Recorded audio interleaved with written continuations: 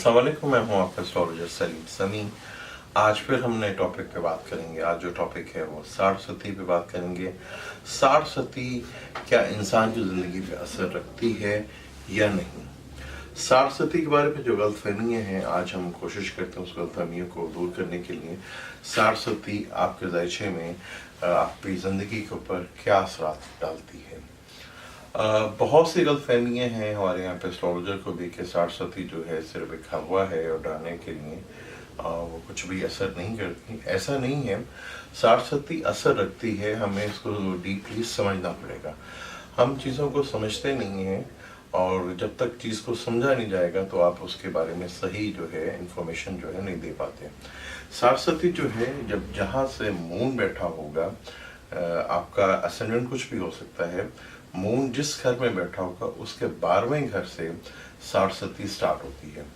और 12वें घर पहले 2.5 साल होगा और जहाँ मून बैठा है वो दूसरा 2.5 साल होगा और मून के साथ वाला घर वहाँ पे आखिरी 2.5 साल होगा। तो टोटल ये 7.5 साल बन जाते हैं, जिसको साढ़सती कहा जाता है। साढ़सती को देखने के लिए हमें पहले ग्रुप्स को बनाना पड़ेगा कि 2 ग्रुप होते हैं एस्ट्रोलॉजी में। एक देव ग्रुप, एक दानव ग्रुप, जिसका ए ग्रुप भी कह सकते हैं, बी ग्रुप भी कह सकते हैं। बी ग्रुप का जो है सैटर्न जो का स्टार है, उनका दोस्त भी है, लेकिन दोस्त भी बाज़ दफ़ा दुश्मनी निभाते हैं। और बुर्ज ग्रुप एक जो है और दानव जिसे कहते हैं, उनका एरियस और स्कॉर्पियो में सैटर्न हमेशा जो है वो समग्रह कहलाता है। एरियस के वो 2 अच्छे घरों का मालिक है, 10वें और 11वें घर का, और स्कॉर्पियो का जो है वो 3रे और 4थे घर का मालिक है। एक घर केंद्र में भी आता है। बाकी ल्यू के ल्यू, कैंसर, सैजिटेरियस और पाइसेस के, अगर इन लोगों को साढ़सती लगती है और दिशा अच्छी नहीं चल रही और इनके साढ़सती लगी हुई है या ढैया लगा हुआ है और जो स्टार का पीरियड है इनके ऊपर, दिशा जिसे हम कहते हैं कि कौन सा स्टार का इनके ऊपर टाइम चल रहा है, अगर वो भी बुरा चल रहा है, वो भी किसी सैटर्न का चल रहा है या किसी मार्केट स्टार का चल रहा है, तो ये टाइम जो है बहुत ज़्यादा मुश्किल हो जाता है। क्योंकि सैटर्न जो है वो चीज़ों में डिले लेकर आता है। लेकिन इस चीज़ को भी समझना ज़रूरी है कि सैटर्न आपके, जैसे फर्ज कर लें आज सैटर्न जो है वो सैजिटेरियस में बैठा हुआ है और सैजिटेरियस वालों को साढ़सती का जो है दूसरा स्पेल लग गया है। स्कॉर्पियो को जो है ये आखिरी स्पेल है और कैप्रिकॉर्न को यहाँ पे स्टार्ट हुई है। कैप्रिकॉर्न का ये अपना स्टार है, लेकिन अपना स्टार 12वें घर में बैठा हुआ है, वो 12वें घर का भी साथ देगा, क्योंकि अपना ही स्टार 12वें घर में बैठ जाए तो ये टेंशन और डिप्रेशन देता है। लेकिन अगर सैटर्न 12वें घर में बैठा हो तो बैरून मुल्क भी आपको ज़रूर लेके जाता है। आपके जहाँ पैदाइश होती है उस घर जगह से ही दूर ज़रूर लेके जाता है। जो ल्यू का है, ल्यू के ये 6ठे और 7वें घर का मालिक है, सरतान का 7वें और 8वें का मालिक है, और पाइसेस का जो है ये 12वें और 11वें का मालिक है, और सैजिटेरियस का जो है ये दूसरा और 3रे का मालिक है। तो साढ़सती को समझने के लिए पहले हमें देखना पड़ेगा, सैजिटेरियस में सैटर्न बैठा हुआ है, तो सैटर्न और राहु की नेचर है कि ये जब भी रिजल्ट देते हैं तो एंड की डिग्रीज में देते हैं।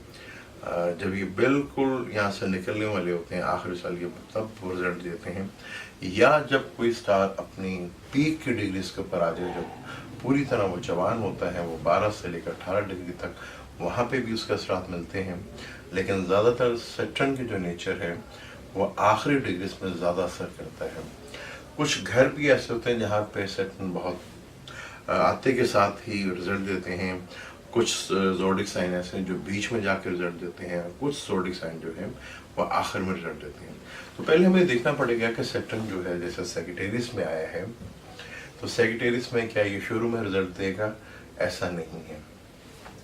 यहाँ पे रिजल्ट आपको हमेशा जो है एंड पे मिलेंगे। यहाँ पे आपको सैजिटेरियस के जो रिजल्ट हैं वो एंड पे देखने को मिलेंगे। जब सैटर्न या 12 डिग्री पे आएगा तो इसके रिजल्ट जो है आना शुरू होंगे। फर्ज कर लें अगर स्कॉर्पियो को ये साढ़सती लगी हुई है, स्कॉर्पियो को ये साढ़सती एंड की साढ़सती है, उतरती हुई साढ़सती है, तो यहाँ पे स्कॉर्पियो वालों के लिए बहुत अच्छी है। स्कॉर्पियो के 3रे और 4थे घर का मालिक है और दूसरे घर में बैठ के 3रे घर को देख रहा है। सॉरी चौथे घर को देख रहा है, तो वहाँ अपना ही घर है उसका, तो वहाँ पे घर और गाड़ी का सुख मिलेगा, फैमिली का सुख मिलेगा, मदर की हेल्थ जो है वो बेहतर होगी, और आपको बैरून मुल्क से यहाँ पे जाने की अगर ख्वाहिश हो तो वो पूरी हो सकती है आपकी। तो स्कॉर्पियो के लिए तो ये 60 बहुत अच्छी है। अब सैटर्न जो है वो दूसरे का मालिक है और तीसरे घर का मालिक है। तो सैटर्न जो है सेक्रेटरीज के 7वें घर में बैठा, जो उनकी दूसरी 60 ये है। तो सैटर्न जो है खाना माल का मालिक अगर ताले में बैठे तो ये भी बहुत अच्छी चीज़ होती है। और तीसरे का मालिक अगर 3, 6, 11 का मालिक अपने ही घर में बैठा हो तो बड़े अच्छे रिजल्ट देते हैं। बेसिकली हमें 60 को समझने के लिए जब पूरे चार्ट को देखना पड़ता है कि जिस बंदे को 60 लगी हुई है तो इस वक्त वो कौन सा पीरियड या कौन से साल की दिशा उसके ऊपर चल रही है। अगर वो दिशा पॉजिटिव है तो डेफिनेट आपको उसका बेनिफिट्स मिलेगा। टॉरस, विर्गो, कैप्रिकॉन, एक्वेरियस, जमनाई वालों के लिए सैटर्न योग कारक होता है। अगर सैटर्न इनके अच्छे घरों में बैठा हुआ है तो सैटर्न चाहे ढैया हो 60 उनको बेनिफिट्स जरूर देता है। और ऑपोजिट पार्टी को भी अगर सैटर्न अच्छा बैठा हो बाय बर्थ और गोचरा में भी अच्छा बैठा हो, ट्रांजिट में भी अच्छा बैठा हो, तो सैटर्न और 60 आदमी को बनाती भी है। मैंने बहुत से लोगों को 60 में बनते हुए देखा है, इवन कि मैं खुद 60 में मैंने अपने आप को बहुत ज़्यादा बेहतर फील किया। हमें ये देखना पड़ता है कि जब सैटर्न हमारा मेलिफिक है और वो डिग्री वाइज स्ट्रॉन्ग है तो फिर उसका असर होता है। अगर सैटर्न डिग्री वाइज स्ट्रॉन्ग नहीं है, बेशक वो 8वें घर में बैठा हुआ है, चौथे घर में बैठा हुआ है, या 12वें घर में बैठा है, या तालीम या दूसरे घर में बैठा हुआ, अगर वो डिग्री वाइज ही वीक नहीं है तो उसका आपको 60 का कोई असर नहीं होगा। उस वक्त देखना पड़ेगा कि कौन से स्टार की आपको दिशा चल रही है, तो वो स्टार जो है वो आपकी कुंडली में कितनी अहमियत रखता है, वो मेलिफिक तो नहीं है, बुरा तो नहीं आपके लिए, वो डिग्री वाइज स्ट्रॉन्ग तो नहीं, तो उसके रिजल्ट आपको डेफिनेट जरूर मिलते हैं। अब सैटर्न के साथ अगर वीनस की दिशा चलेगी तो वो भी अच्छी गिनी जाती है, मरकरी की दिशा भी अच्छी गिनी जाती है, इवन के राहु की भी दिशा, अगर राहु अच्छा बैठा तो वो भी दिशा गिनी जाता है।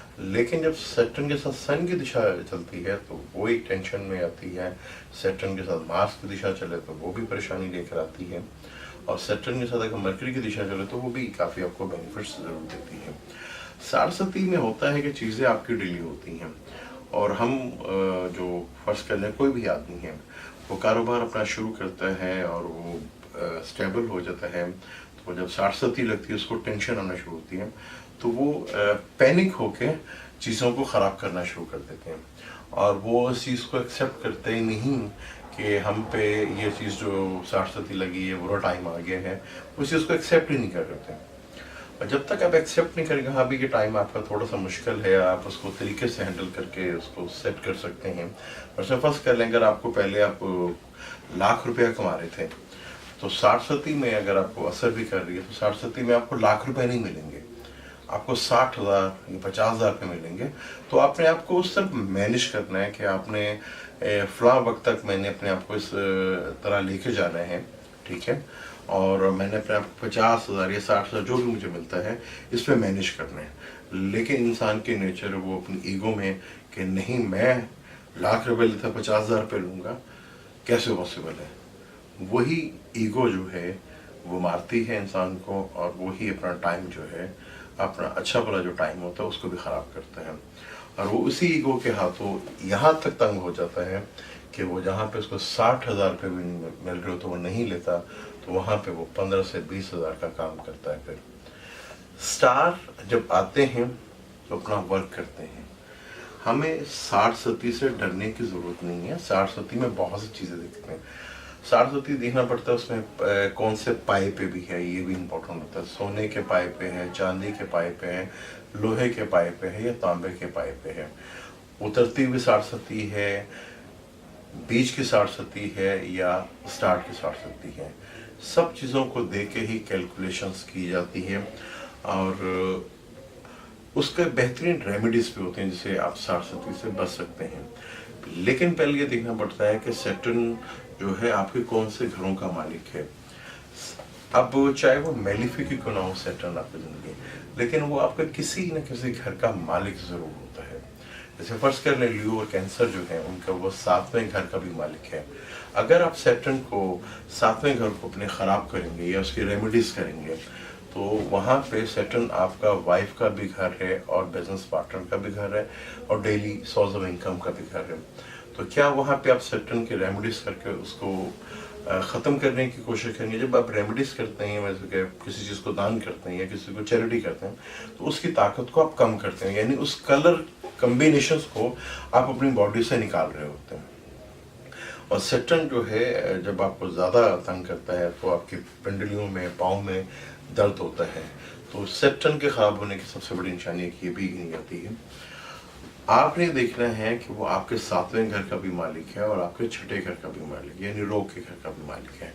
तो आप उसको, अगर उसकी डिग्रीज कम है तो आप अकल से आप देखेंगे, कोई समझदार जो एस्ट्रोलॉजर होगा वो आपको सैटर्न की रेमेडीज तो करवाएगा, लेकिन रेमेडीज ऐसे करवाएगा कि आपका 6ठा और 7वां घर भी डिस्टर्ब ना हो, आपको उसे बेनिफिट्स मिले।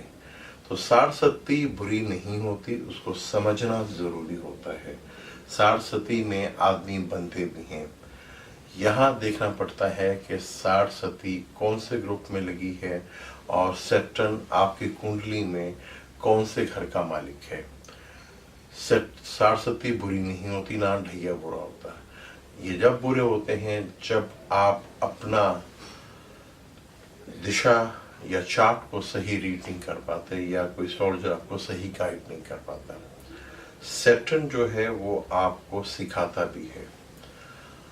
यहाँ पे सबसे ज़्यादा जो प्रॉब्लम होती है जब सारस्वती ढैया लगता है तो सबसे पहले आदमी अपनी अकल खोता है, माइंड जो है वो अपना डिस्टर्ब करता है, उन चीज़ों के पीछे भागता है जो चीज़ें उनके ज़रूरत नहीं होती। तो माइंड के ख़राब होना का मतलब यह है कि सारस्वती या कोई भी स्टार जो है वो सबसे पहले आपको माइंड को कैप्चर करता है, क्योंकि जब माइंड आपका ख़राब होता है तो तब आप चीज़ों को मिसमैनेज करते हैं। तो ना ही सारस्वती ख़राब होती है ना ही ढैया ख़राब होता है। एक अच्छा एस्ट्रोलॉजर हमेशा देख के आपको ये बताएगा कि आपका इस वक्त कौन से स्टार का टाइम चल रहा है। तो सैटर्न किसी न किसी घर का मालिक है और वो कुंडली में वो घर अहमियत ज़रूर रखता है। मुझे इजाज़त दें, इंशाल्लाह नेक्स्ट टॉपिक पे हम किसी और टॉपिक पे बात करेंगे। अल्लाह हाफ़िज़।